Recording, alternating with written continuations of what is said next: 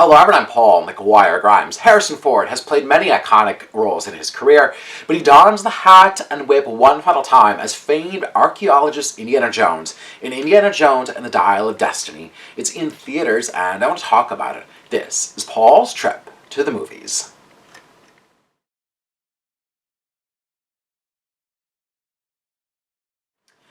Director James Mangold takes over for Steven Spielberg for the franchise's fifth entry.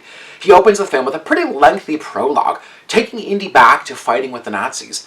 They're trying to get their hands on the Holy Lance that was used to draw Christ's blood and a legendary artifact believed to be Archimedes' dial. Decades pass, and we catch up with Indy in 1969, getting ready to retire from teaching. There are celebrations in the street for the moon landing and protests for the Vietnam War. Indy's retirement is derailed when his goddaughter Helena, who's played by Phoebe Waller-Bridge, shows up unannounced, looking for the dial that her father, who's played by Toby Jones, spent decades researching. The dial has been broken into two pieces, and if put back together has really dangerous consequences on the fate of the world. Now, she's not the only one out looking for the dial, as Mads Mikkelsen's character, Jørgen Voller, will stop at nothing to reclaim what he believes to be his artifact. The film also stars Boyd Holbrook, Antonio Banderas, and John Rhys-Davies back again as Sala. Indiana Jones and the Dial of Destiny is hoping to conclude the Indiana Jones franchise on a strong way. After 2008's Indiana Jones and the Kingdom of the Crystal Skull left audiences a little sour. Now, there's no denying the power that Harrison Ford has over the audience as this character that's dated back to 1981's Raiders of the Lost Ark. He inhabits the role again as if no time has passed, slipping into Indy's grumpy ways with the perfect wisecrack and line readings. Phoebe Waller-Bridge is terrific casting as Helena, who offers a kind of frenemy-style relationship next to Indy, as she has her own motives and plans for the dial. Now, their banter works well as they desperately try to keep the dial out of the hands of Jørgen Voller.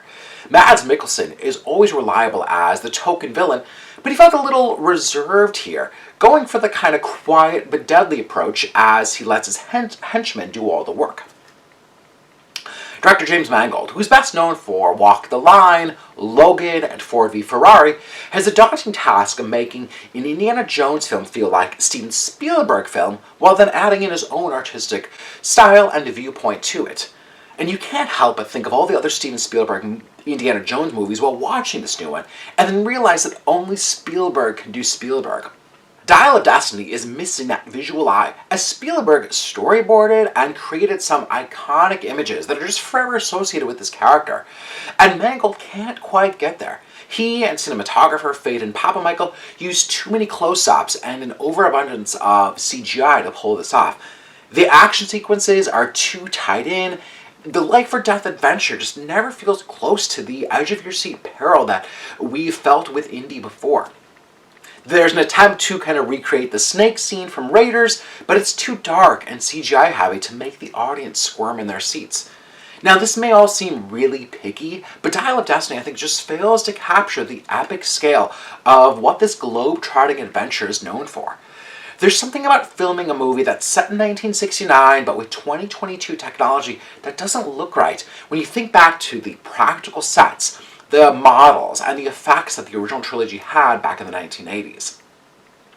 Fans should still be pleased as there are some surprises along the way, and seeing Harrison Ford back as Indiana Jones with the hat and the whip, and just hearing that phenomenal John Williams score play is just worth the price of admission alone. It's worth noting, though, that this is supposedly John Williams' final film score. I'm giving Indiana Jones and the Dial of Destiny 3 out of 5 ticket stubs. If you like my review today, click subscribe on my YouTube channel. I'd love to hear from you. Do you have a favorite in the Indiana Jones franchise? Leave me a comment here on social or on YouTube. I'd love to hear from you. Paul's Trip to the Movies is brought to you by Imagine Theaters. Make sure to go see Indiana Jones on the big screen, the way it's meant to be seen. Go see Indiana Jones and the Dial of Destiny on a really massive screen. Indy, Harrison Ford, they deserve it, so go see it.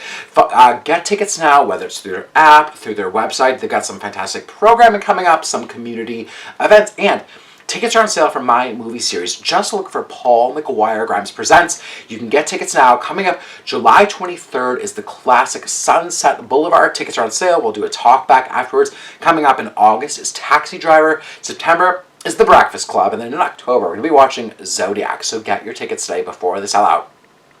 Paul's trip to the movies is also brought to you by Popped Corn. Maybe you want to do an Indiana Jones movie marathon before seeing the new one. They're all streaming on Paramount Plus. You're going to want to have some popcorn on hand, of course. Bring a bunch home. There's literally something for everyone. So stop in the store today, get a bucket, get some bags. It's well worth it. Follow them on social media at Popped Corn MN.